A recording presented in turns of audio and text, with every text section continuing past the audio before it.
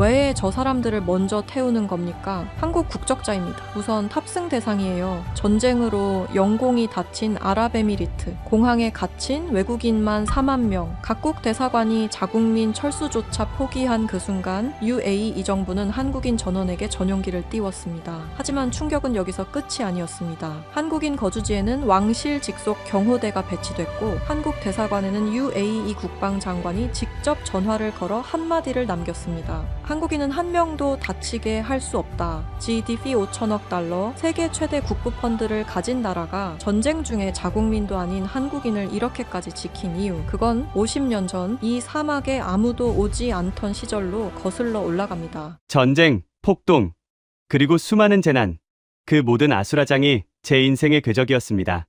반갑습니다. 저는 아미르 알 만수르입니다. UAE 국제공항과 항만을 총괄하는 책임자로 30년 넘게 일하고 있습니다. 제 눈앞을 스쳐간 국가적 위기 상황만 수백 번입니다. 비상사태가 터지면 어떻게 대처해야 하는지, 공항을 마비시키는 변수들을 어떻게 통제해야 하는지, 모든 매뉴얼은 제 머릿속에 완벽하게 들어있다고 자부했습니다. 하지만 며칠 전 터진 중동발 미사일 공습 사태는 제 오랜 관록으로도 감당하기 힘든 최악의 재난이었습니다. 하늘길이 완전히 막혔습니다. 두바이의 화려한 야경 위로 방공망을 뚫고 들어온 요격 미사일들의 파편이 비처럼 쏟아졌습니다. 각국 대사관에서는 자국민을 빼내기 위해 하루에도 수십 통씩 거친 항해 전화를 걸어왔습니다. 미국 대사는 군용기를 띄우겠다며 당장 활주로를 열라고 윽박질렀고, 중국 대사는 억 단위의 달러를 지불하겠다며 은밀한 거래를 시도했습니다. 하지만 저희 정부의 방침은 확고했습니다. 안전이 완벽하게 확보될 때까지 그 누구의 비행기도 이륙할 수 없다. 수만 명의 외국인들이 화려한 면세점 앞 대합실 바닥에 종이 박스를 깔고 누워 공포에 떨며 절망하고 있었습니다. 영국 외무부가 공식적으로 중재에 나서도, 유럽연합이 합동성명을 발표해도 저희 왕실은 묵묵부답이었습니다. 그렇게 공항 전체가 거대한 피난 수용소로 변해가던 찰나, 왕실 최고위층으로부터 직접 떨어진 한 통의 긴급 지시가 모든 상황을 뒤집어 놓았습니다. 아미르, 한국인부터 빼내시오. 한국행 특별 전세기를 띄우고 가장 안전한 우회 항로를 확보하시오. 저는 무전기를 들고서 제 귀를 의심했습니다. 무슨 소리입니까? 패권국 미국 대사관의 거센 요청도 거절하고 영공을 닫아 걸었는데 한국인들을 위해 하늘을 열라니요. 하지만 지시는 그 어느 때보다 단호했고 절차는 일사천리로 진행되었습니다. 단 며칠 만이었습니다. 굳게 닫혀있던 공항의 이륙 게이트가 열리고 한국 대사관의 연락을 받은 372명의 한국인들이 짐을 들고 VIP 전용 통로로 들어섰습니다. 저는 통제실의 두꺼운 유리창 너머로 그 믿기 힘든 광경을 조용히 지켜보았습니다. 며칠째 씻지도 못하고 노숙을 하던 일본인 사업가가 제 부하 직원 앞을 가로막으며 영어로 소리쳤습니다. 도대체 저 사람들은 뭡니까? 우리 대사관은 아직 대기하라는 말만 반복하는데 왜 저들만 먼저 타는 거죠? 이렇게 따져 물었습니다. 바닥에 주저앉아 있던 중국인 관광객들은 웅성거리며 한국인들의 남색 여권을 멍한 눈으로 쳐다보았습니다. 상황을 통제하려 뛰어온 미국 외교관의 표정은 분노와 수치심으로 보기 흉하게 일그러져 있었습니다. 패권국 미국을 제치고 중동의 심장부에서 가장 강력한 생존의 권리를 보장받는 나라, 대체 대한민국이라는 나라가 우리 조국 UAE에서 어떤 위상을 가지고 있길래 왕실이 직접 나서서 미사일이 날아다니는 하늘에 전세기를 띄운단 말인가? 세상 사람들은 절대로 이해하지 못했습니다. 하지만 저는 알고 있었습니다. 한국행 비행기가 굉음을 내며 활주로를 박차고 날아오르는 순간 제 머릿속에는 반세기 전 모래바람이 휘몰아치던 두바이의 척박한 풍경이 선명하게 떠올랐습니다. 저를 품에 안고 밤하늘의 별을 보며 아버지가 들려주시던 그 오래된 땀방울의 역사 말입니다. 그때 우리의 땅은 그저 생명이 살 수 없는 지옥이었습니다.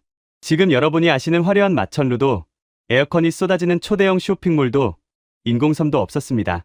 사막 깊은 곳에서 검은 황금인 석유가 솟구쳐 올랐지만 우리는 그저 막막하기만 했습니다. 돈은 산더미처럼 쌓여갔지만 펜을 쥐고 도면을 그릴 줄 아는 사람도, 무거운 철근을 엮어 문명을 올릴 줄 아는 사람도 우리 민족 중에는 단 한 명도 없었습니다. 정부 관료들은 급히 막대한 자금을 싸들고 유럽과 미국의 거대 건설사들을 찾아갔습니다. 제발 우리 땅에 와서 도로와 항만을 지어달라고 부탁했습니다. 하지만 서양의 콧대 높은 엘리트 엔지니어들은 지도를 보며 우리를 비웃었습니다. 그 펄펄 끓는 모래밭에 우리 귀한 직원들을 보낼 수는 없습니다.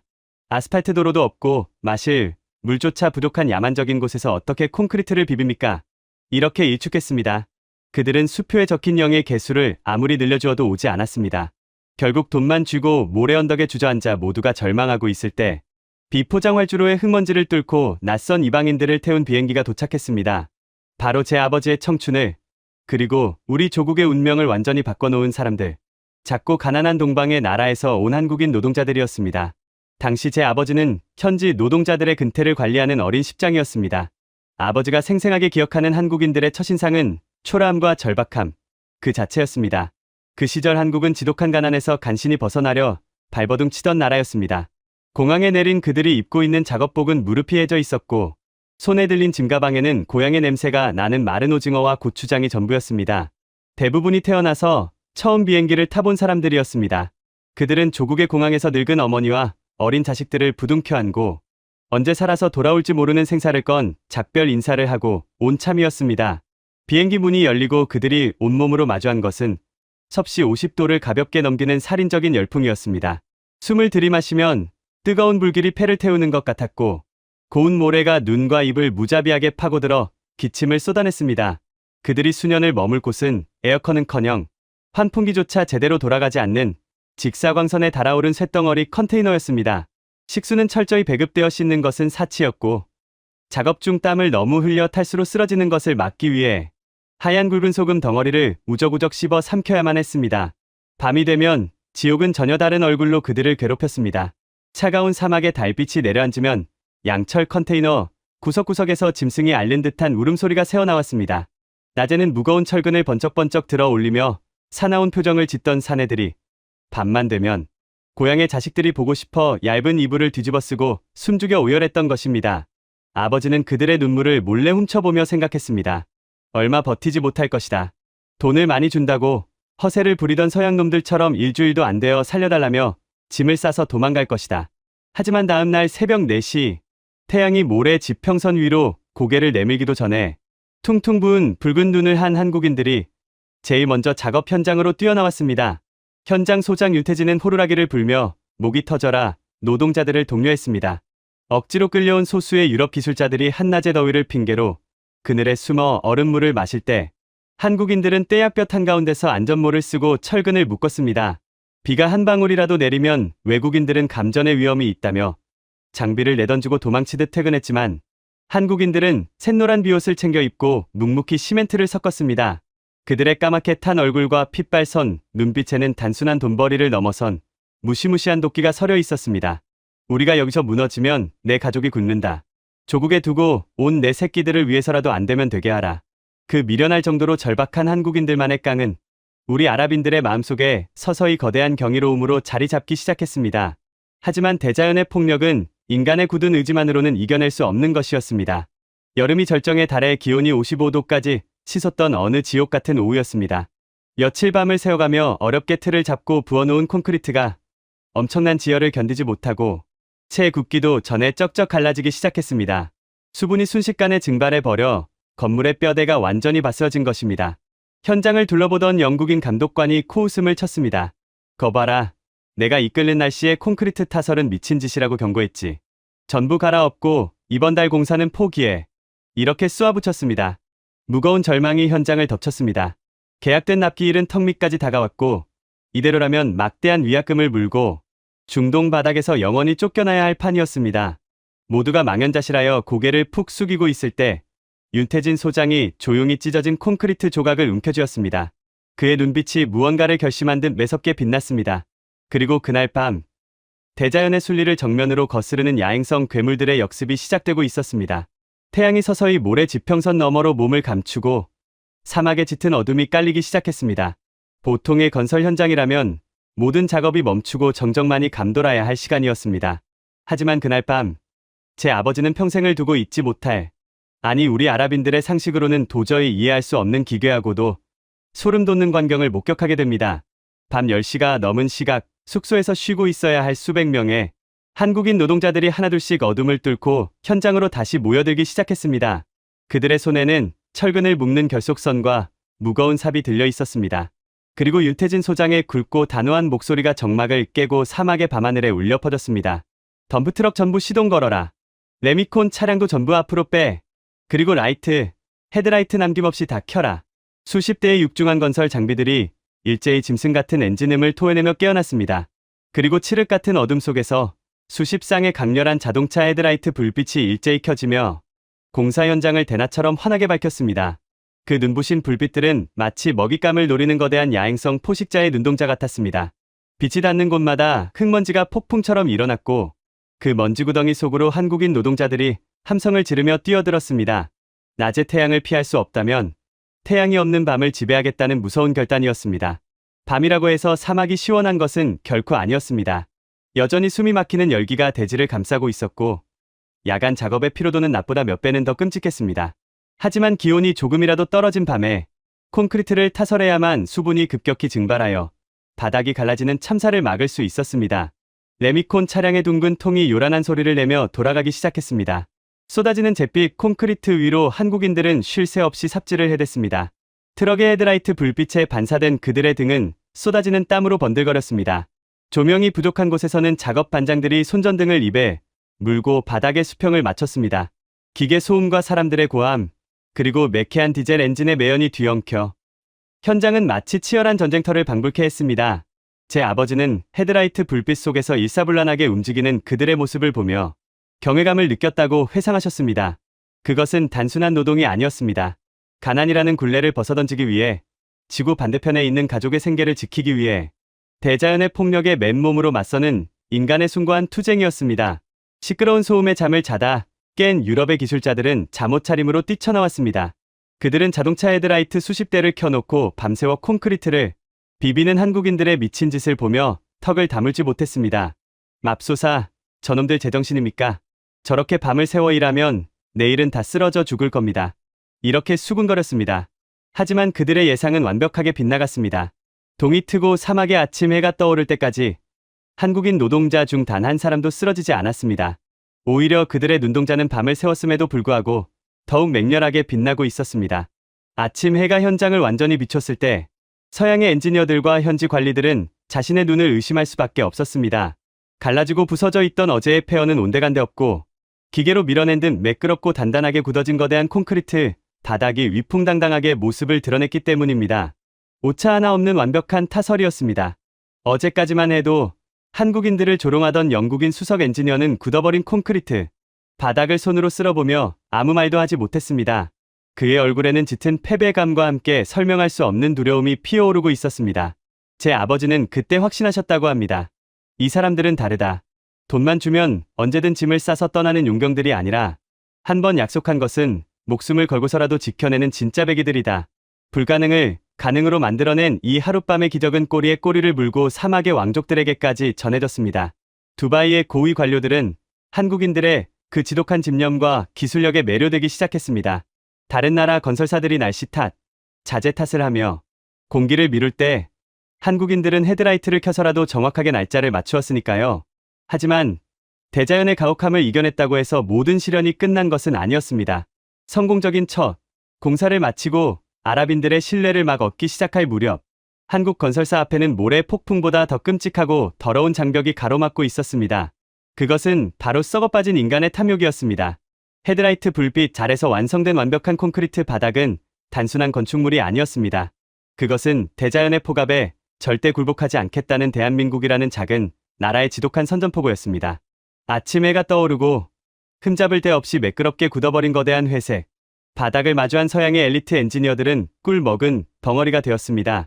그들은 자신들의 공학적 상식으로는 도저히 설명할 수 없는 이 기괴한 성공 앞에서 한국인들을 향해 짓던 비웃음을 거두고 짙은 공포와 경외감을 느끼기 시작했습니다. 당시 중동에 진출해 있던 수많은 외국의 거대 건설사들은 하나같이 변명하기에 바빴습니다. 날씨가 너무 더워서 장비가 고장났다. 모래 폭풍이 불어서 시야가 확보되지 않는다. 본국에서 자재가 늦게 도착했다며 끊임없이 공사 기한을 연장해달라고 요구했습니다. 그들은 두꺼운 계약서에 명시된 불가항력이라는 조항을 방패 삼아 자신들의 책임을 회피하기 일쑤였고 UAE 정부는 천문학적인 돈을 쥐어주고도 그들의 오만한 태도에 끌려다녀야만 했습니다. 그러나 유태진 소장이 이끄는 한국인들은 달랐습니다.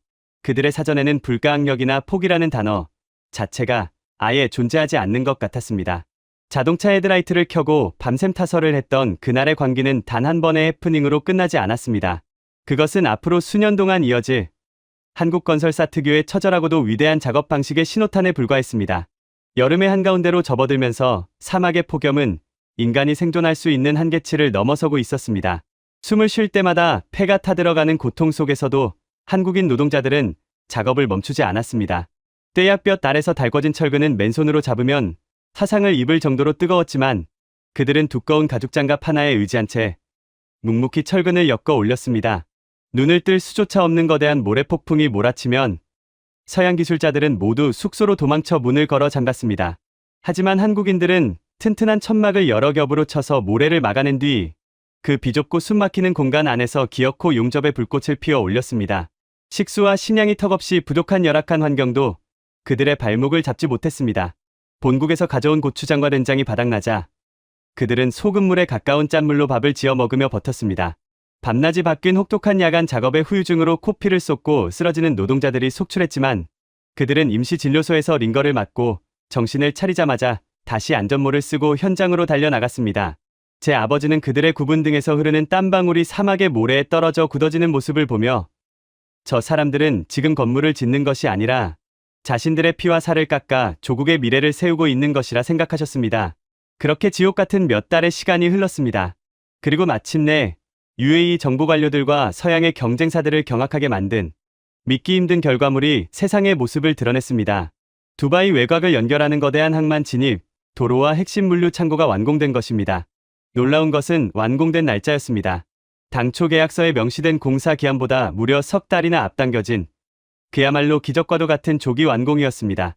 완공식 날 UAE 왕실의 고위 관료들이 현장을 직접 시찰하기 위해 먼지바람을 뚫고 찾아왔습니다. 그들은 처음에는 믿지 못하는 눈치였습니다. 서양의 인류 기업들도 최소 2년은 걸릴 것이라 호언장담했던 대공사를 이름조차 생소한 동양의 작은 나라가 이렇게 빨리 끝냈다는 사실을 의심했던 것입니다. 그들은 매의 눈으로 도로의 포장 상태를 살피고 창고의 기둥과 벽면을 꼼꼼하게 두드려 보았습니다. 하지만 검사가 진행될수록 관료들의 표정은 의심에서 놀라움으로, 놀라움에서 깊은 감탄으로 변해갔습니다. 단기간에 속도전으로 밀어붙였음에도 불구하고 품질은 완벽에 가까웠습니다. 콘크리트의 이음새는 바늘 하나 들어갈 틈 없이 정교했고 바닥은 거울처럼 평평했습니다. 서양 기업들이 지은 다른 현장에서는 벌써부터 벽면이 갈라지고 페인트가 벗겨지는 하자가 발생하고 있었지만 한국인들이 지은 건축물은 마치 사막 위에 영원히 뿌리를 내린 거대한 바위처럼 견고하고 듬직했습니다. 현장을 모두 둘러본 왕실의 수석 대신이 윤태진 소장의 거칠고 투박한 손을 덥석 맞잡았습니다. 그리고 통역관을 통해 흥분된 목소리로 말했습니다. 미스터 윤, 당신들은 마법사입니까? 아니면 잠을 자지 않는 기계입니까? 우리 아랍인들은 알라의 뜻이 아니면 이런 기적이 일어날 수 없다고 믿습니다. 당신들의 그 놀라운 속도와 완벽한 솜씨는 우리 UAE의 역사에 영원히 기록될 것입니다. 앞으로 이 나라에서 벌어지는 모든 중요한 공사는 가장 먼저 한국의 형제들에게 제안할 것을 약속합니다. 그 순간 현장에 도열해 있던 수백 명의 한국인 노동자들의 까맣게 탄 얼굴 위로 뜨거운 눈물이 흘러내렸습니다. 가족과 생이별을 하고 이국만리 사막으로 날아와 짐승처럼 일하며 견뎌야 했던 수모와 고통이 마침내 찬란한 인정과 존경으로 보상받는 순간이었습니다. 제 아버지 역시 눈시울을 붉히며 그들과 함께 뜨겁게 박수를 쳤습니다. 이 조기 완공 사건은 중동 전역의 입소문을 타고 퍼져나갔고 코리아라는 이름은 단순한 국가의 명칭을 넘어 책임감과 완벽함을 상징하는 품질 보증서로 아랍인들의 뇌리에 깊게 각인되었습니다. 이제 길고 어두웠던 터널을 지나 한국 건설사들 앞에는 화려한 성공의 탄탄대로만 펼쳐질 것 같았습니다. 왕실의 전폭적인 신뢰를 바탕으로 수십억 달러 규모의 초대형 국가 인프라 프로젝트들이 줄줄이 그들을 기다리고 있었기 때문입니다. 윤태진 소장과 노동자들은 드디어 조국에 있는 가족들에게 번듯한 월급을 보내고 떳떳하게 고향 땅을 밟을 수 있다는 희망에 부풀어 있었습니다. 하지만 그들은 미처 알지 못했습니다. 진정한 악몽은 가장 화려한 성공의 순간 사람의 등 뒤에서 소리 없이 다가오는 법이라는 것을 말입니다. 눈부신 빛이 강해질수록 그 뒤에 들이우는 그림자 또한 짙어지는 법입니다. 압도적인 실력으로 주목을 받기 시작한 한국건설사는 곧바로 사막의 하이에나들에게 가장 탐스러운 먹잇감이 되고 말았습니다. 당시 중동의 건설 시장은 서구 열강들의 자본과 현지 부패, 관료들의 노골적인 결탁으로 얼룩진 무법천지였습니다. 겉으로는 화려한 입찰 서류가 오갔지만 진짜 승부는 에어컨이 돌아가는 밀실에서 오가는 두툼한 뒷돈으로 결정되곤 했습니다. 기술력이 뛰어나고 납기일을 잘 지킨다는 것은 그들에게 별로 중요한 문제가 아니었습니다. 부패한 관료들의 배를 얼마나 기름지게 불려줄 수 있는가. 그것만이 이 모래판에서 살아남는 유일한 생존 법칙이었습니다. 달빛조차 구름에 가려 보이지 않던 어느 적막한 밤이었습니다. 현지 십장이었던 제 아버지는 늦은 시각까지 현장 주변을 순찰하던 중 비포장도로를 뚫고 조용히 미끄러져 들어오는 검은색 최고급 세단 한 대를 목격했습니다. 흙먼지가 날리는 척박한 공사판과는 전혀 어울리지 않는 사치스러울 정도로 매끄러운 흑진주 같은 차량이었습니다. 차 문이 열리고 최고급 양복을 빼입은 현지 정부의 수석 국장이 거만한 걸음걸이로 내렸습니다. 그는 국가의 핵심 인프라 입찰을 쥐락펴락하는 이른바 실세 중의 실세로 불리는 인물이었습니다. 그의 구두가 더러워질세라 통역관이 황급히 손수건을 꺼내 바닥에 먼지를 터는 기괴한 모습이 연출되었습니다. 수석 국장은 경멸이 가득한 눈빛으로 허름한 한국인들의 컨테이너 숙소를 훑어보더니 윤태진 소장이 있는 임시 사무실의 문을 거칠게 열고 들어갔습니다. 사무실 안의 공기는 순식간에 차갑게 얼어붙었습니다. 수석 국장은 소파에 깊숙이 기대어 앉아 주머니에서 구겨짐 하나 없는 새하얀 봉투 하나를 꺼냈습니다. 그리고는 가벼운 미소를 지으며 윤태진 소장의 낡은 철제 책상 위로 그 봉투를 툭 던졌습니다. 윤 소장이 조심스럽게 봉투를 열어보았지만 그 안에는 아무것도 들어있지 않았습니다. 텅 빈 봉투였습니다. 윤 소장이 영문을 몰라 굳은 표정으로 쳐다보자 수석 국장이 통역관을 통해 나지막하지만 뱀처럼 소름 끼치는 목소리로 말했습니다. 미스터 윤, 당신들의 기술력이 아주 훌륭하다는 소문은 잘 들었습니다. 낮에 폭염을 피해 밤새도록 헤드라이트를 켜고 시멘트를 비볐다지요. 참으로 눈물겨운 노력입니다. 하지만 이 거대한 모래 왕국의 진짜 주인이 누구인지 당신들은 아직 잘 모르는 것 같군요. 그는 책상 위에 빈 봉투를 손가락으로 톡톡 두드리며 말을 이었습니다. 이 봉투를 가득 채우십시오. 전체 공사 대금의 정확히 10%입니다. 달러 환치기로 추적 불가능한 현찰이어야 합니다. 그것이 당신들이 이 나라에서 숨을 쉬고 다음 입찰에서 서류를 내밀 수 있는 유일한 입장권입니다. 윤태진 소장의 머릿속이 하얗게 벼락을 맞은 듯 아득해졌습니다. 공사 대금의 10%, 당시 돈으로 수십억 원에 달하는 천문학적인 액수였습니다. 한국의 건설사들은 이미 최저가 입찰로 들어와 마진이 거의 없는 상태였습니다. 그런데 여기서 10%를 떼어달라는 것은 공사 자재를 빼돌리고 인건비를 깎아 부실 공사를 하라는 악마의 속삭임과 다를 바 없었습니다. 윤 소장이 주먹을 꽉 쥐고 입술을 깨물며 반박했습니다. 국장님, 우리는 기술자들입니다. 우리가 받은 공사 대금은 건물의 뼈대가 되고 피와 살이 되어야 할 돈입니다. 그 돈을 빼서 뇌물로 바친다면 우리는 모래로 성을 쌓아야 합니다. 그것은 건물에 대한 범죄이며 우리 한국인들의 자존심이 허락하지 않는 일입니다. 통역관의 말을 전해들은 수석 국장의 얼굴이 순식간에 야차처럼 일그러졌습니다. 그는 자리에서 벌떡 일어나 소리쳤습니다. 자존심, 쥐뿔도 없는 동양의 가난한 노동자 주제에 여기서 자존심을 운운합니까? 유럽의 최고급 기업들도 콧대 높은 일본인들도 내 앞에서는 조용히 봉투를 받치며 고개를 숙입니다. 내 제안을 거절한다면 당장 내일부터 한국에 들어오는 당신들의 모든 시멘트와 철근 통관을 막아버릴 것입니다. 현장의 전기를 끊어버리고 노동자들의 비자를 취소해 강제로 추방할 것입니다. 어디 이 뜨거운 사막 한가운데서 말라 죽어보십시오. 수석 국장은 문을 거칠게 쾅 닫고 어둠 속으로 사라졌습니다. 멀어지는 세단의 엔진 소리만이 적막한 사막에 흉흉하게 울려 퍼졌습니다. 그날 밤 윤태진 소장은 좁은 컨테이너 사무실에 홀로 남아 밤새도록 독한 담배를 태웠습니다. 잿더리에는 꽁초가 산처럼 쌓여갔습니다. 타협할 것인가? 아니면 파멸할 것인가? 눈 딱 감고 다른 나라 기업들처럼 돈을 쥐어주면 당장은 수백억 원의 큰 공사를 따내고 조국에서 영웅 대접을 받을 수 있었습니다. 노동자들은 계속 월급을 받을 것이고 회사는 살아남을 것입니다. 하지만 그러기 위해서는 치명적인 거짓말을 해야 했습니다. 최고급 철근을 써야 할 곳에 얇고 값싼 철근을 넣어야 했고 단단한 시멘트 대신 모래를 더 많이 섞어 넣어야 했습니다. 윤 소장은 창밖을 내다보았습니다. 자동차 헤드라이트 불빛에 의지해 쏟아지는 코피를 닦아내며 묵묵히 콘크리트를 치던 동료들의 땀범벅된 얼굴들이 허공에 아른거렸습니다. 가족을 위해, 조국을 위해 목숨을 걸고 바다를 건너온 저 순박한 사람들의 손에 부실 공사라는 더러운 낙인을 찍을 수는 없었습니다. 그것은 한국 기술자들의 영혼을 사막의 쓰레기통에 내다 버리는 짓이었습니다. 새벽동이 터오고 사막의 하늘이 붉게 물들기 시작했습니다.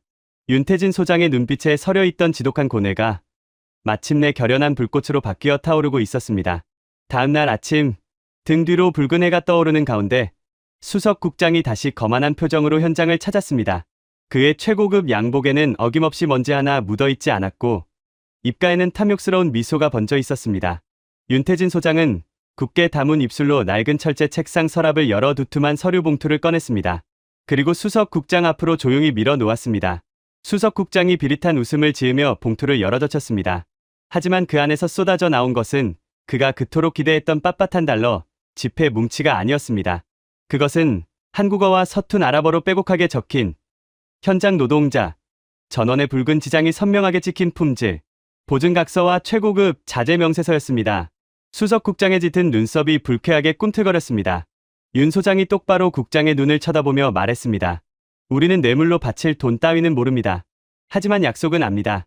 국장님께서 요구하신 그 뇌물로 바칠 10%의 돈으로 우리는 영국산 철근보다 2배 더 굵은 최고급 철근을 심을 것입니다.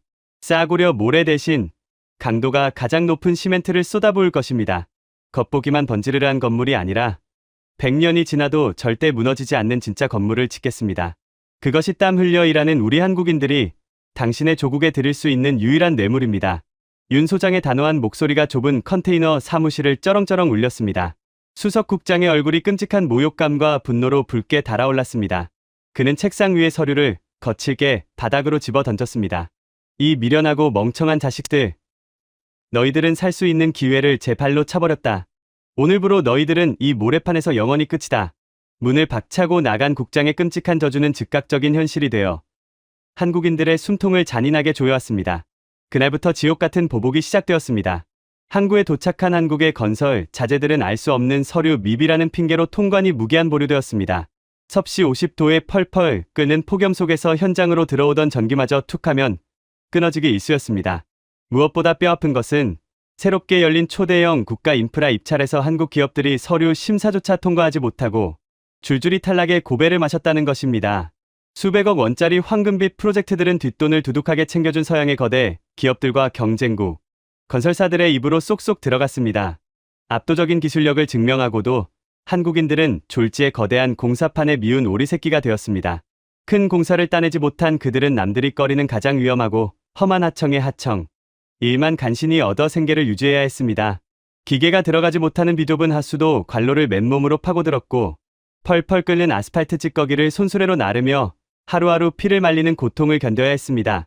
제 아버지는 당시 그 비참한 광경을 곁에서 지켜보며 윤 소장에게 조심스럽게 물었다고 합니다. 소장님, 그냥 눈 딱 감고 남들처럼 봉투 하나 쥐어주면 끝날 일 아닙니까? 어차피 다들 그렇게 편하게 사는데 왜 이렇게 혼자 사서 고생을 하십니까? 윤 소장은 흙먼지로 뒤덮인 얼굴을 땀에 젖은 수건으로 닦아내며 씁쓸하게 웃었습니다. 아미르의 아버지, 집은 절대로 사람을 속이지 않습니다. 돈으로 대충 지은 집은 돈이 떨어지면 곧바로 무너지지만 정직한 땀으로 지은 집은 억겁의 세월이 흘러도 버티는 법입니다. 우리는 가난해서 여기까지 돈을 벌러왔지만 조국에 있는 우리 자식들에게 사기꾼의 피를 물려줄 수는 없습니다. 그것은 서양인들의 합리적인 자본주의 사고방식으로는 도저히 이해할 수 없는 참으로 융통성 없고 미련한 정직함이었습니다. 그렇게 오랜 세월이 흘렀습니다. 모래 왕국의 스카이라인은 부패한 자본의 힘으로 화려하게 변했습니다. 수석 국장과 결탁한 서양 기업들은 사막 위에 번지르르한 도로와 문부신 유리, 궁전들을 쏟아냈습니다. 겉보기에는 완벽한 근대화의 기적이 완성된 것처럼 보였습니다. 하지만 그 화려한 가면이 무참히 벗겨지는 데는 그리 오랜 시간이 필요하지 않았습니다. 사막 기후에 끔찍한 이상현상이 발생하여 건국 이래 유례없는 엄청난 폭우가 몇 날, 며칠 동안 모래 왕국을 강타한 것입니다. 1년 내내 비 한 방울 구경하기 힘들었던 메마른 대지는 갑작스러운 물벼락을 감당하지 못했고 배수 시스템이 엉망이었던 도시는 순식간에 거대한 진흙탕으로 변해버렸습니다. 그리고 무자비한 폭우가 휩쓸고 간 자리에 오랜 세월 동안 철저하게 숨겨져 있던 썩어빠진 탐욕의 민낯이 처참하게 드러나기 시작했습니다. 뇌물을 바치고 공사를 따냈던 경쟁국들의 메인 도로가 쩍쩍 갈라지며 자동차를 통째로 삼킬 듯한 거대한 싱크홀들을 만들어냈습니다. 비싼 시멘트를 아끼고 모래를 잔뜩 섞어 올렸던 정부 부처, 건물들은 거센 비바람을 견디지 못하고 외벽이 흉측하게 뜯겨나갔으며 심지어 새로 지은 대형 병원의 지붕이 주저앉는 끔찍한 참사까지 발생했습니다. 도시는 완벽하게 마비되었습니다. 국가적 재난 사태에 분노한 왕실은 즉각 대대적인 특별 감찰과 조사를 지시했습니다. 전문가들이 무너진 건물 잔해와 갈라진 도로를 파헤쳤을 때 설계도에 명시된 두께의 절반도 안 되는 얇은 철근과 규격 미달에 싸구려 자재들이 와르르 쏟아져 나왔습니다. 뇌물로 빠져나간 막대한 돈을 메꾸기 위해 벌인 끔찍한 부실 공사의 명백한 증거였습니다. 부패한 수석국장은 그날 밤으로 왕실 친위대에게 끌려가 차가운 지하 감옥에 갇혔습니다. 그런데 그 아수라장과 절망 속에서 왕실 조사단의 눈을 번쩍 뜨이게 만든 기적 같은 보고서가 하나 올라왔습니다. 도시 외곽을 잇는 거대한 항만 진입 도로와 핵심 물류 창고 주변 지형상 폭우가 가장 거세게 몰아쳐 쑥대밭이 되어야 마땅할 그 위험지대만은 거짓말처럼 아무런 피해도 입지 않았다는 것입니다. 왕실 수뇌부들이 군용 헬기를 타고 직접 상공에 올라가 확인한 광경은 실로 경이로웠습니다. 주변의 모든 길이 거대한 진흙 창이 되어 무참히 끊어져 나갔는데 오래전 한국인들이 밤새 자동차 헤드라이트를 켜고 타설했던 그 콘크리트 도로만큼은 단 하나의 실금조차 없이 완벽한 형태를 유지하며 거센 흙탕물을 버텨내고 있었습니다. 그것은 단순한 도로가 아니었습니다. 사막의 폭풍우 속에서도 절대 흔들리지 않는 굳건한 성벽이자 인간의 정직함이 만들어낸 거룩한 방주와도 같았습니다. 도대체 저 기적 같은 도로는 누가 지은 것인가? 왕실 최고 권력자의 호통에 신하들은 마른 침을 삼키며 떨리는 목소리로 대답했습니다. 오래전 부패한 관료에게 뇌물을 주지 않아 모래판에서 쫓겨나다시피 했던 그 동양의 조그만 나라 대한민국 코리아의 노동자들이 지은 것입니다. 왕실은 발칵 뒤집혔습니다. 돈을 뜯어내려던 권력자의 무자비한 협박에도 절대 굴하지 않고 뇌물로 바칠 돈마저 아낌없이 최고급 시멘트와 굵은 철근으로 바꾸어 쏟아부었던 그 미련하고 우직한 정직함, 그 바보 같은 뚝심이 오랜 세월과 대자연의 무서운 재앙을 견뎌내고 비로소 세상에 찬란하게 증명된 것입니다. 이 폭우 사건을 계기로 UAE의 거대한 건설 시장 판도는 완벽하게 그리고 영원히 뒤집혔습니다. 그날 이후 UAE 정부의 대형 입찰 서류에서 얼마에 지어줄 것인지 입찰 금액을 묻는 항목은 사실상 무의미해졌습니다. 대신 거대한 지도를 펼쳐놓고 국가 안보와 직결된 핵심 벼대를 세워야 할 때면 국왕은 묻지도 따지지도 않고 손가락을 들어 한쪽을 가리켰습니다. 저 땅은 무조건 한국의 형제들에게 맡겨라. 그들은 모래 위에 건물을 짓지 않고 신뢰를 짓는 자들이다. 그렇게 한국은 총성 없는 중동의 건설 전쟁에서 어떤 서구의 강대국도 감히 넘보지 못할 완벽한 독점적 지위를 확보하게 되었습니다. 현지 아랍인들은 한국 건설사의 로고만 붙어 있으면 도면 덤수조차 생략하고 통과시켰습니다. 두꺼운 품질 보증서 따위는 필요 없었습니다. 대한민국이라는 이름 그 자체가 생명과도 같은 가장 완벽한 보증서였으니까요. 하지만 인간과 국가 사이의 맹목적인 신뢰라는 것은 모든 것이 순조롭게 흘러갈 때보다 가장 억울하고 치명적인 위기에 직면했을 때 그 진짜 가치가 시험대에 오르는 법입니다. 한국 기업들이 왕족들과 고위 관료들이 거주하는 최고급 주거 단지를 성공적으로 완공하고 현장을 떠난 지 수년이 지났을 무렵이었습니다. 모두가 깊이 잠든 고요한 새벽 2시. 지하 기계실에서 들려온 기분 나쁜 파열음과 함께 수백 톤의 흙탕물이 폭포수처럼 쏟아져 나오며 최고급 주거 단지 전체가 거대한 수장 위기에 처하는 끔찍한 사고가 발생했습니다. 한국인들의 우직한 정직함은 UAE 왕실의 굳건한 신뢰를 얻어내기에 충분했습니다. 그들은 이제 사막의 변두리 하청업체가 아니었습니다. 왕족들과 국가의 핵심 고위 관료들이 머무는 보안과 품질이 가장 완벽해야만 하는 VIP, 최고급 주거 단지의 건설까지 도맡게 된 것입니다. 삼엄한 경비 속에 지어진 그 거대한 대리석 저택들은 사막의 오아시스처럼 아름다웠고 한국인들은 계약된 기한보다 일찍 완벽하게 공사를 마무리하고 명예롭게 현장을 떠났습니다. 시간이 흘러 그 최고급 주거 단지의 하자 보수 의무 기간마저 완전히 끝난 지 수년이 지났을 무렵이었습니다. 평화롭던 모래 왕국의 수도가 깊은 잠에 빠져 있던 고요한 새벽 2시. 모두가 곤히 잠든 그 시각, 저택 단지의 지하, 기계실에서 끔찍한 재앙이 시작되고 있었습니다. 당시 기계실의 야간 당직을 서고 있던 현지인 관리자 타리크는 졸음을 이기지 못하고 몽롱한 상태로 메인 밸브 시스템을 점검하고 있었습니다. UAE의 수자원은 매우 귀하고 수압의 변화가 격렬하기 때문에 밸브를 조작할 때는 반드시 우회 관로를 먼저 열어 압력을 분산시켜야만 했습니다. 그러나 타리크는 치명적인 실수를 저질렀습니다. 압력 밸브를 잠그지 않은 채 메인 수관의 손잡이를 한 번에 끝까지 돌려버린 것입니다. 그 순간이었습니다. 쾅 하는 마치 지하에서 폭탄이 터지는 듯한 소름 끼치는 굉음과 함께 굵은 강철 파이프가 수압을 견디지 못하고 터져버렸습니다. 어두컴컴한 지하, 기계실로 수백 톤의 탁한 흙탕물이 거대한 폭포수처럼 쏟아져 들어오기 시작했습니다. 타리크가 비명을 지르며 밸브를 잠그려 매달렸지만 이미 터져버린 배관에서 뿜어져 나오는 물기둥의 수압은 사람의 힘으로 막을 수 있는 수준이 아니었습니다. 지하 기계실과 연결된 거대한 지하 주차장으로 무자비한 물결이 밀려들기 시작했습니다. 그곳은 단순한 주차장이 아니었습니다. 국가를 쥐락펴락하는 장관들과 왕족들의 수억 원을 호가하는 최고급 롤스로이스와 벤틀리 수십 대가 주차되어 있는 곳이었습니다. 게다가 단지 전체의 전력을 통제하는 메인 배전반까지 물이 차오르고 있었습니다. 만약 배전반이 물에 잠겨 차단기가 내려가고 화재라도 발생한다면 타리크는 감옥에 가는 것으로 끝나지 않을 끔찍한 중죄인이 될 상황이었습니다. 4세기 된 타리크는 무릎까지 차오른 물살을 헤치며 관리 사무소로 뛰어올라가 자신의 직속상관이자 이 단지의 총괄 관리자였던 제 아버지에게 울면서 전화를 걸었습니다. 소장님, 살려주십시오. 제가 밸브를 잘못 건드려서 메인 배관이 터졌습니다. 지하 주차장이 물바다가 되고 있습니다. 당장 양수기를 동원하지 않으면 VIP들의 차가 전부 침수됩니다. 새벽에 자다 깨어 벼락 같은 소식을 들은 제 아버지는 눈앞이 캄캄해졌습니다. UAE의 현지 기술력으로는 그 엄청난 물을 빼내고 파열된 강철 배관을 당장 용접할 수 있는 인력도 장비도 없었기 때문입니다. 아버지는 다급하게 수화기를 붙들고 소리쳤습니다. 당장 이 단지를 지었던 서양의 건설사들에게 연락해. 돈은 얼마든지 줄 테니 지금 당장 비상 출동팀을 보내라고 해. 타리크가 손을 떨며 영국과 프랑스 건설사의 현지 지사에 전화를 돌렸습니다. 하지만 돌아온 대답은 지독하게 차갑고 절망적이었습니다. 지금이 새벽 2시입니다. 우리 엔지니어들은 근무 시간이 아닙니다. 게다가 그 단지는 이미 하자 보수 기간이 2년이나 지났습니다. 법적으로 우리에게는 아무런 책임이 없습니다. 굳이 출동을 원하신다면 내일 아침 출근 시간 이후의 상황을 보고 수리비와 특별수당을 선입금하시면 인력을 수배해 보겠습니다. 이렇게 통보하고는 전화를 끊어버렸습니다.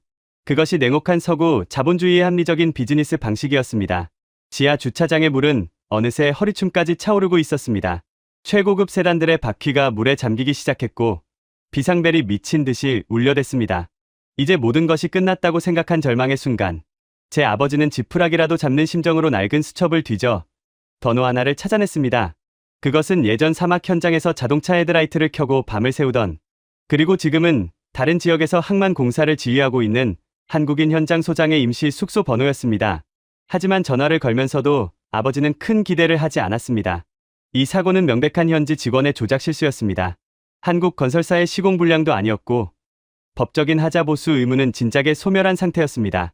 게다가 항만 공사 현장에서 이곳 주거 단지까지는 차를 타고 1시간이나 달려야 하는 먼 거리였습니다.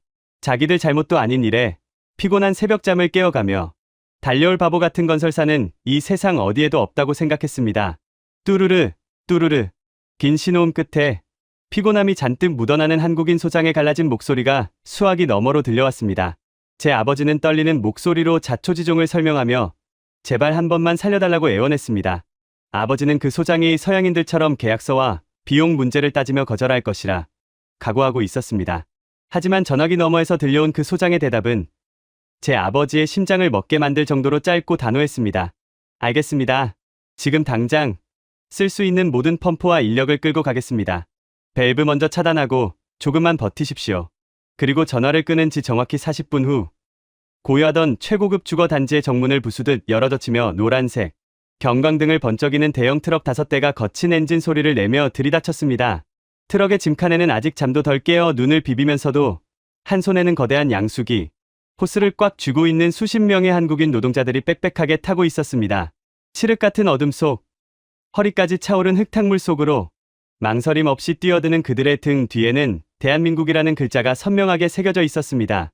그것은 서구의 그 어떤 합리적인 계산법으로도 도저히 설명할 수 없는 가장 숭고하고도 미련한 구원자들의 등장이었습니다.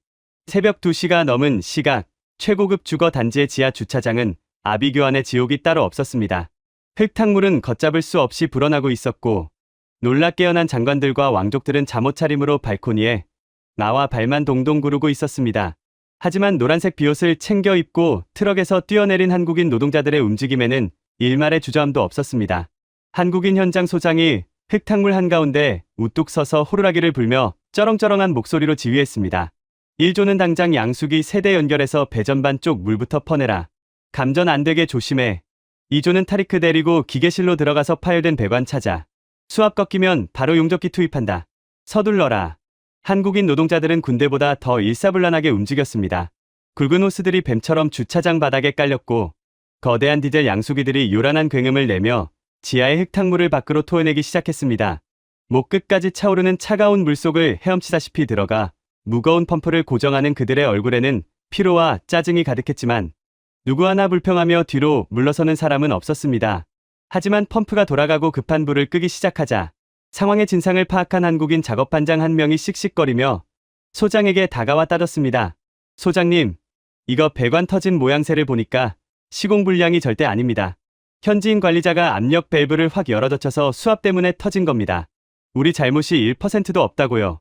게다가 하자 보수 기간 끝난 지가 언젠데 왜 우리가 이 새벽에 끌려와서 우리 돈 수천만 원을 써가며 남의 똥을 치워야 합니까? 당장 철수하시죠. 이 억울한 비용을 누가 다 감당합니까? 반장의 말은 100번, 1000번 지당하고 합리적이었습니다. 법적으로도 도의적으로도 한국건설사는 이 사고에 대해 손톱만큼의 책임도 없었습니다. 수리 비용과 인건비, 펌프 대여료를 합치면 당시 돈으로 수억 원이 깨지는 엄청난 손실이었습니다. 현지인 타리크와 제 아버지 역시 미안함과 부끄러움에 고개를 푹 숙인 채 그들의 대화를 숨죽여 듣고 있었습니다. 그때 한국인 소장이 흙투성이가 된 작업 장갑을 벗어 던지며 반장의 어깨를 강하게 움켜쥐었습니다. 그리고 사막의 밤 공기를 찢을 듯한 거친 목소리로 일갈했습니다. 돈이 문제가 아니야, 이 사람아. 네 눈에는 저 흙탕물만 보이나? 저 건물 입구에 그리고 기계실 벽면에 큼지막하게 박혀있는 우리 회사 로고 대한민국이라는 이름이 안 보여. 소장은 손가락으로 주차장 벽면을 가리키며 말을 이었습니다.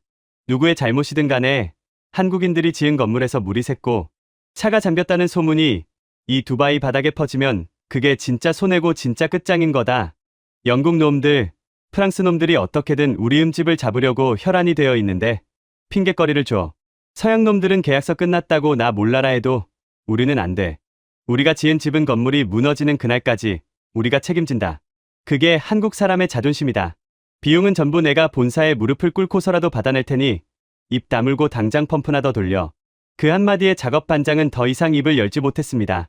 소장의 외침은 제 아버지의 가슴에 벼락처럼 내리꽂혔습니다. 계약의 종료가 곧 책임의 끝이라고 믿었던 얄팍한 비즈니스의 세계에서 돈보다 명예를, 서류, 쪼가리보다 한 번 맺은 인연과 자존심을 목숨처럼 여기는 숭고한 장인 정신. 그것은 삭막한 중동의 사막에서는 단 한 번도 본 적 없는 위대한 책임감이었습니다. 한국인들은 날이 밝을 때까지 밤새도록 흙탕물과 사투를 벌였습니다. 차갑고 더러운 물을 모두 퍼낸 뒤에는 파열된 배관 부위를 잘라내고 새로운 강철관을 가져와 한치의 오차도 없이 완벽하게 용접을 마쳤습니다. 심지어 그들은 고장난 배관 하나만 고친 것이 아니었습니다. 타리크의 조작 실수로 인해 단지 전체의 배관 시스템에 무리가 갔을 것을 염려하여 낡고 금이 간 다른 밸브들까지 전부 새 것으로 교체해 주었습니다. 아침 해가 떠오르고 폭풍 같았던 밤이 지나갔을 때 주차장은 언제 물난리가 났었냐는 듯 말끔하게 청소되어 있었고 기계실의 배관들은 새 것처럼 번쩍이고 있었습니다. 소장은 밤새 사색이 되어 덜덜 떨고 있는 타리크의 어깨를 토닥이며 수건과 따뜻한 커피를 건넸습니다. 그리고 화를 내기는커녕 밸브를 안전하게 조작하는 방법을 그림까지 그려가며 친절하게 설명해주고는 수억 원의 수리비 청구서 대신 환한 미소만을 남긴 채 쿨하게 짐을 챙겨 현장을 떠났습니다. 아침 햇살을 받으며 멀어지는 한국인들의 노란색 트럭 꽁무니를 보며 밤새 발을 동동 구르던 왕족들과 장관들은 깊은 침묵에 잠겼습니다. 그들은 깨달았습니다. 저 동양의 사람들은 단순히 돈을 벌러 온 사꾼들이 아니라는 것을. 비가 오나 눈이 오나 우리가 위기에 처했을 때 계약서의 조항을 따지기 전에 가장 먼저 달려와 기꺼이 흙탕물을 뒤집어써 줄 유일한 사람들이라는 것을 말입니다. 이 새벽 2시의 배관 사건은 아랍의 수뇌부들 사이에서 살아있는 전설이 되었습니다. 이 사건을 기점으로 UAE 사람들에게 한국은 단순한 비즈니스 파트너의 단계를 완전히 넘어섰습니다. 피를 나눈 형제국이라는 신성한 칭호가 한국인들에게 부여되었습니다. 한국 기업이 사업을 제안하면 정부 관료들은 묻지도 따지지도 않고 도장을 찍어주었습니다. 한국 노동자가 지나가면 현지인들은 엄지를 치켜 세우며 식당에서 밥값을 대신 내주기도 했습니다. 50년 전 이름 모를 한국인 기술자들이 사막의 모래바람 속에서 씹어 삼켰던 짠눈물과 책임감이라는 이름으로 쏟아부었던 미련한 정직함. 그것은 결코 증발하지 않았습니다. 그들의 땀방울은 50년이라는 기나긴 세월 동안 무서운 복리이자가 붙어 거대하고 견고한 신뢰의 성벽으로 자라났습니다. 그리고 그 낡은 안전모와 흙투성이 작업복이 남긴 위대한 유산은 반세기가 흐른 지금 단순한 건물의 뼈대를 넘어 이 나라의 하늘과 생명을 지키는 압도적인 강철 방패로 진화해 있었습니다. 며칠 전 칠흑 같은 중동의 밤하늘을 찢어발기며 수백 발의 파괴적인 적국 미사일이 우리 조국을 향해 쏟아져 내렸을 때 우리는 그 50년 전의 약속이 어떻게 다시 기적을 만들어내는지 똑똑히 목격하게 됩니다. 50년이라는 무겁고도 찬란한 세월이 흘렀습니다. 자동차 전조등 불빛에 의지해 밤새도록 시멘트를 비비던 허름한 작업복의 한국인 기술자들은 이제 백발의 노인이 되어 역사의 뒤안길로 물러났습니다. 하지만 그들이 척박한 사막 위에 땀과 눈물로 빚어놓은 거대한 신뢰의 성벽은 세월이 흐를수록 더욱 단단하고 거대하게 진화해 나갔습니다. 50년 전 뇌물을 거절하고 최고급 철근을 심었던 그 미련한 정직함. 현지 직원의 끔찍한 실수로 파열된 배관을 새벽 2시에 달려와 사비를 털어 고쳐주었던 그 지독한 책임감. 그 모든 숭고한 기억들은 우리 아랍인들의 피 속에 세대를 거쳐 유전처럼 각인되었습니다. 제 아버지가 저에게 눈물로 그 밤의 기적을 들려주었듯 UAE의 모든 고위 관료들과 왕족들은 자식들에게 대한민국이라는 이름의 무게를 가르쳤습니다. 그들에게 한국인은 그저 건물을 잘 짓는 기술자가 아니라 목숨을 맡길 수 있는 유일한 혈맹이자 영원한 형제였습니다. 그리고 그 피보다 진한 형제에는 건물의 뼈대를 세우는 토목 공사를 넘어 이 나라의 생명과 영공을 지키는 가장 치명적이고 거대한 국방의 영역으로까지 뻗어나가게 됩니다. 몇 년 전 우리 조국 UAE는 국가의 영공을 방어할 차세대 방공 미사일 시스템을 도입하기 위해 전 세계에 내려라 하는 군수 기업들을 불러 모았습니다. 거대한 오일머니를 쥐고 있는 우리에게 무기를 팔기 위해 미국의 패트리엇, 이스라엘의 아이언돔 등 실전 경험이 풍부한 세계 최강의 방어 무기들이 화려한 카탈로그를 내밀며 치열한 수수전을 벌였습니다.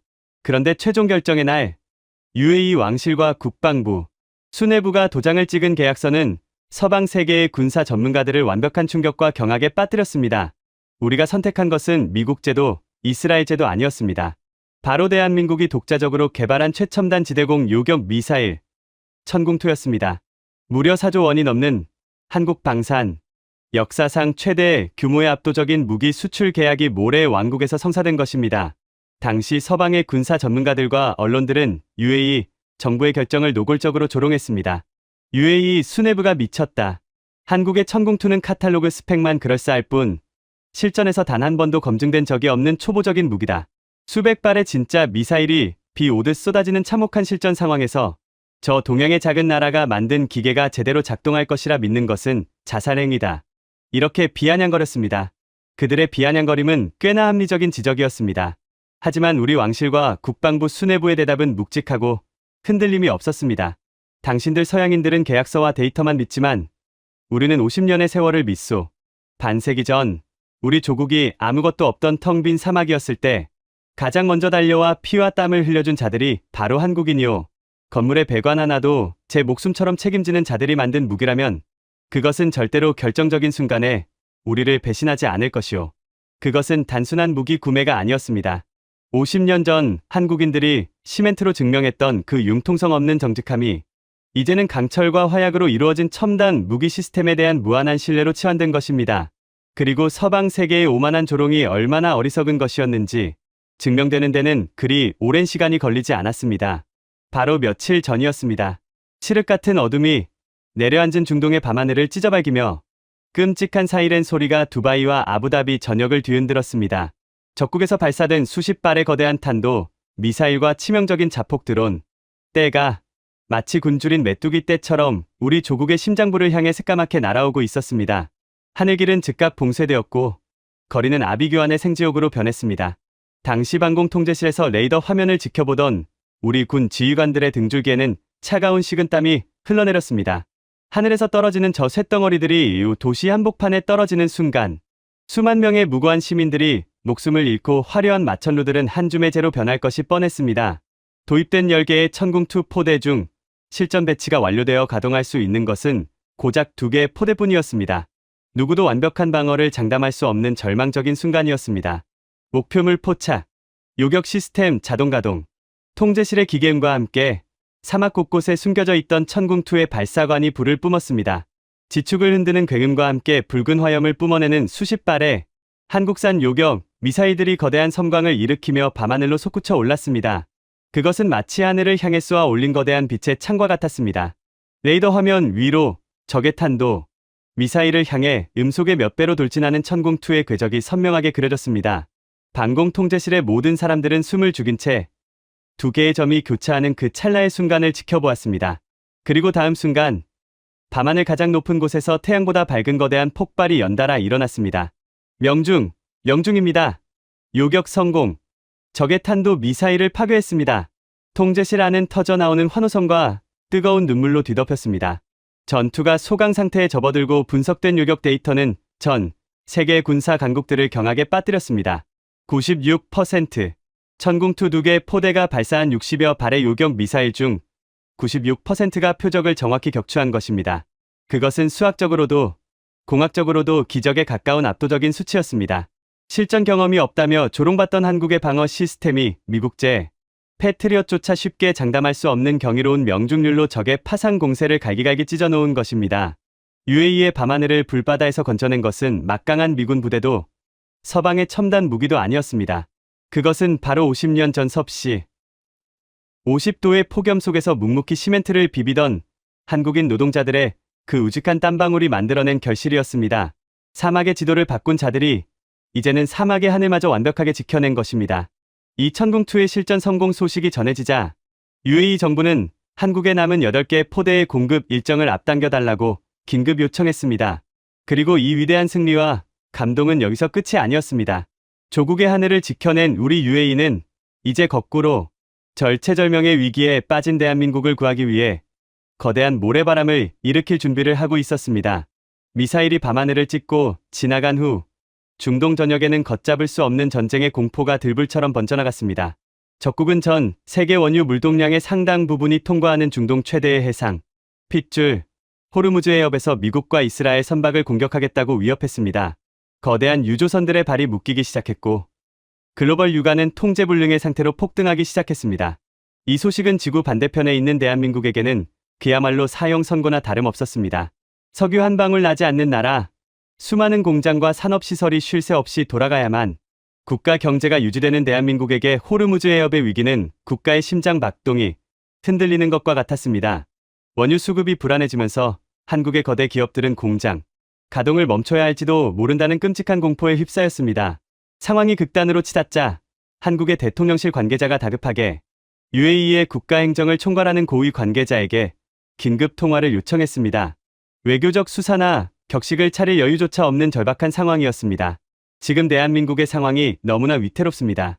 호르무즈 해협이 위험해져 원유 수급에 심각한 차질이 생기고 있습니다. 우리 국민들과 산업이 생존할 수 있도록 제발 비상 원유를 지원해 주실 수 있겠습니까? 국가 간의 자원 거래는 철저한 계산과 이익에 따라 움직이는 냉혹한 전쟁입니다. 자신들도 미사일 공습의 위협 속에 갇혀 있는 전시 상황에서 선뜻 자국의 귀한 원유를 타국에 내어준다는 것은 상식적으로 불가능한 일이었습니다. 하지만 수화기 너머로 들려온 UAE 측의 대답에는 단일 초의 망설임도 계산기를 두드리는 주저함도 없었습니다. 아무 걱정하지 마십시오. 우리 UAE 정부는 지금 즉시 600만 배럴의 원유를 대한민국을 향해 긴급 출항시킬 것입니다. 호르무즈 해협이 위험하다면 파이프라인을 돌려 오만만의 안전한 우회 항구를 통해 내보내겠습니다. 수송선의 안전은 우리 해군이 책임질 테니 한국의 형제들은 부디 안심하십시오. 600만 배럴. 그것은 멈춰가는 대한민국의 심장을 다시 뛰게 만들 엄청난 양의 생명수였습니다. 전 세계 외교관은 이 비상식적인 지원의 경악을 금치 못했습니다. 전시 상황에서 자국의 핵심 자원을 방출하고 심지어 우회 항로까지 내어주며 타국의 에너지 안보를 책임지는 나라. 그것은 단순한 외교적 동맹을 넘어선 한 몸이나 다름없는 완벽한 결속이었습니다. 이 통화가 가능했던 것은 결코 정치인들의 뛰어난 외교 술수 때문이 아니었습니다. 그 전화선을 타고 흐른 것은 외교적 프로토콜이 아니었습니다. 그것은 오래전 펄펄 끓는 사막에서 굵은 소금을 씹어 먹으며 맨몸으로 파이프를 묻었던 한국 노동자들의 땀이었습니다. 수억 원의 뇌물을 거절하고 그 돈으로 최고급 철근을 샀던 현장 소장의 피나는 정직함이었습니다. 그리고 며칠 전 캄캄한 밤하늘을 갈라 적의 미사일을 산산조각 낸 천궁2의 뜨거운 화염이었습니다. 그 모든 50년의 거룩한 시간들이 쌓이고 뭉쳐져 단 한 통의 전화로 600만 배럴의 기적을 움직인 것입니다. 다시 아비규환의 두바이 국제공항으로 돌아와 보겠습니다. 통제실 창 밖으로 굉음을 내며 활주로를 박차고 오르는 한국행 특별 전세기의 모습이 보입니다. 공항 바닥에서 분노하며 소리치던 서양인들의 원망 섞인 시선도 그 비행기의 꼬리 날개가 남기는 하얀 비행운을 막을 수는 없었습니다. 저는 그 장엄한 이륙 장면을 지켜보며 제 아버지께서 남겨주신 낡은 십장의 수첩을 가슴에 깊이 품었습니다. 눈시울이 뜨거워지고 가슴 속에서 벅찬 울음이 터져 나올 것만 같았습니다. 저를 향해 따지듯 소리치던 수많은 외국인들에게 저는 마음속으로 이렇게 외치고 있었습니다. 당신들은 절대로 이해하지 못할 것이다. 지금 저 비행기에 타고 있는 372명의 사람들은 우리에게 단순한 외국인 관광객이 아니다. 저들은 아무도 쳐다보지 않던 지옥 같은 모래밭에 들어와 우리의 도로를 닦고 병원을 지어준 위대한 개척자들의 후손이다. 우리가 가장 억울하고 위급할 때 새벽을 뚫고 달려와 준 영웅들의 핏줄이며 하늘에서 죽음이 쏟아질 때 가장 먼저 방패를 들어 우리를 지켜준 영원한 형제들이다. 그러니 우리가 그들을 지옥에서 가장 먼저 꺼내어 고향으로 돌려보내는 것은 우리 아랍인들이 목숨을 걸고 지켜야 할 가장 거룩하고 숭고한 의무이다. 이것이 바로 자원도 없고 영토도 작은 동방의 작은 나라 대한민국이 가진 진짜 무서운 힘입니다. 그들은 총칼을 앞세워 다른 나라를 정복하지 않았습니다. 거대한 자본으로 남의 땅을 약탈하지도 않았습니다.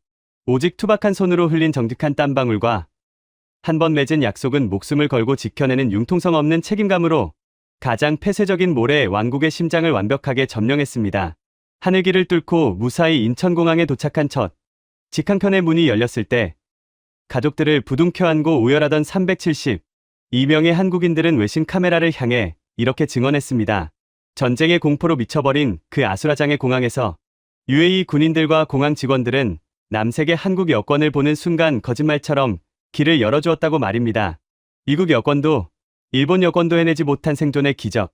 그것은 50년 전 사막에 뿌려진 당신들의 아버지, 할아버지의 피와 땀이 만들어낸 세상에서 가장 강력하고 위대한 방탄조끼였습니다. 600만 배럴의 원유, 96%의 기적적인 요격률, 그리고 미사일이 날아다니는 하늘을 뚫고 열린 특별 비행기. 이 믿기 힘든 숫자들 뒤에는 인간의 이기심을 뛰어넘는 위대한 헌신이 숨쉬고 있습니다. 저는 텅 빈 활주로를 바라보며 조용히 두 손을 모았습니다. 그리고 대한민국이라는 나라가 전 세계를 향해 써내려갈 이 피보다 진하고 모래 폭풍보다 거대한 100년 동행의 다음 장이 벌써부터 가슴 벅차게 기다려졌습니다. 여러분, 지금까지 UAE 항만청 고위 간부 아미르 알 만수르의 기억을 통해 반세기를 관통하는 거대한 서사를 함께 하셨습니다. 어떠셨습니까? 섭씨 50도의 살인적인 폭염, 96%의 기적적인 미사일 요격률, 그리고 단 한 통의 전화로 움직인 600만 배럴의 원유. 이 거대한 숫자들 이면에는 칠흑 같은 어둠 속에서 자동차 전조등을 켜고 밤새 콘크리트를 타설하던 우리 아버지들의 헌신이 숨쉬고 있습니다. 뇌물 봉투 대신 최고급 철근을 선택하고 자기 잘못도 아닌 파열된 배관을 밤을 새워 고쳐주었던 그 융통성 없는 정직함이 만들어낸 기적이었습니다. 호르무즈 해협이 위기에 빠지고 전 세계가 패닉에 빠져 발만 동동 구르고 있을 때 UAE는 대한민국을 향해 이렇게 말했습니다. 한국의 형제들은 부디 안심하십시오. 수송선의 안전은 우리 해군이 책임질 것입니다. 전쟁통에 굳게 닫힌 공항에서 패권국 미국도 경제대국, 일본도 아닌 오직 대한민국 여권만이 가장 먼저 안전한 비행기에 오르는 자격이 되었습니다. 아무도 안 믿어줄 때, 아무도 가려하지 않던 척박한 모래밭에서 우리 선배 건설 노동자들은 조용히 묵묵히 땀방울을 흘렸습니다. 그리고 마침내 그 땀방울은 50년의 세월을 건너 우리 영공을 지키는 강철 방패가 되었고 국가의 심장을 뛰게 하는 생명줄이 되어 돌아왔습니다. 잊혀진 모래사막 위 아버지 세대의 피땀 어린 헌신을 널리 알리기 위해 이 영상을 공유해 주십시오. 여러분의 공유 하나가 총칼이 아닌 정직한 땀방울로 세상을 움직인 대한민국 사람들의 위대한 역사를 증명하는 일이 됩니다. 가슴이 뜨거워지셨다면 댓글에 형제 두 글자만 남겨주십시오. 긴 이야기 들어주셔서 감사합니다.